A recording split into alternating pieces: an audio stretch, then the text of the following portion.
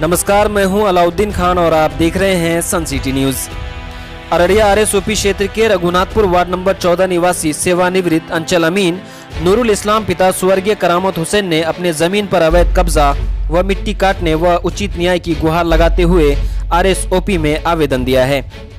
दिए गए आवेदन में पीड़ित सेवानिवृत्त अंचल अमीन नूरुल इस्लाम ने कहा है कि थाना संख्या 308 चंदरदई मौजा में 1 एकड़ 90 डिसमिल जमीन है,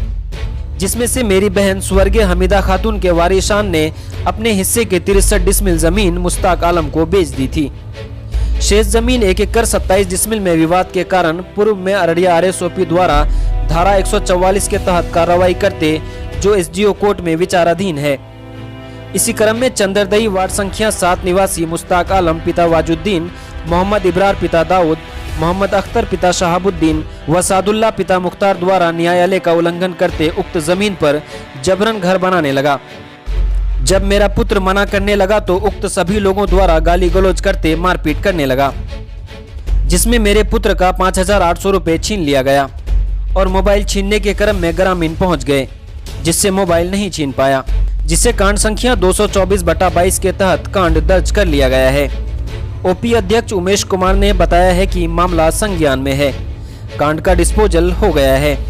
भू विवाद एसडीओ कोर्ट में चल रहा है। इसको लेकर सेवानिवृत्त अंचल अमीन नूरुल इस्लाम के पुत्र जैसुल इस्लाम ने क्या कुछ कहा, आइए देखते हैं।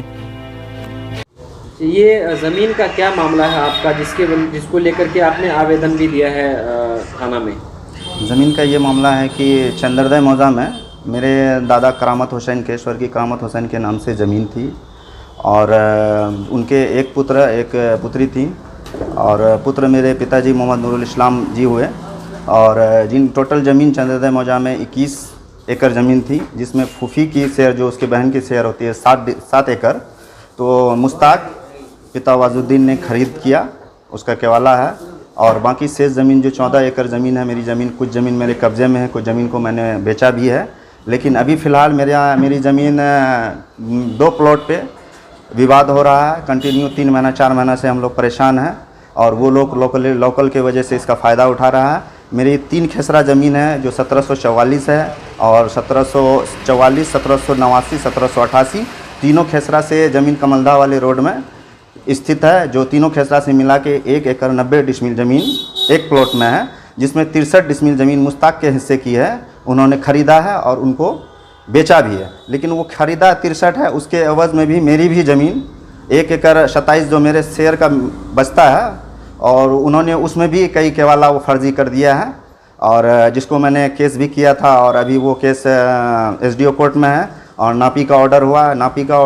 है, नापी हुआ भी नहीं है। इस बीच उन्होंने अवैध रूप से 3 जगह घर, उस प्लॉट पे 3 जगह कच्ची घर बनाने की कोशिश किया, जिसमें रोका गया, मारपीट भी हुआ।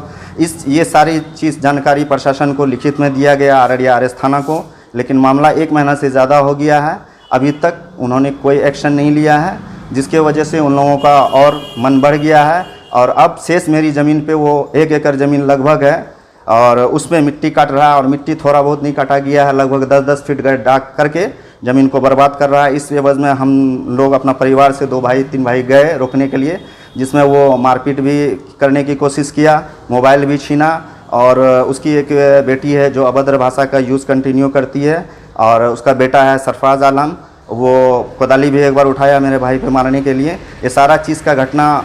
कंटिन्यू हम आरएस थाना को देते रहे, लेकिन ये बात को अभी तक टाल मटोल करता रहा। अभी तक इस मामले की सही जानकारी या सही जांच जो होनी चाहिए अभी तक प्लॉट पे नहीं हुआ है और अभी तक उस प्लॉट से मिट्टी काटा जा रहा है, अवैध घर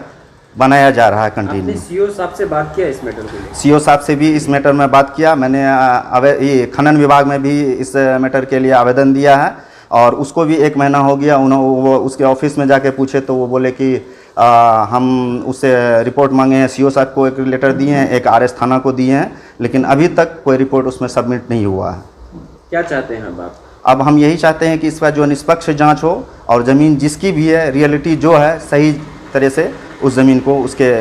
अंदर सौंप दिया जाए।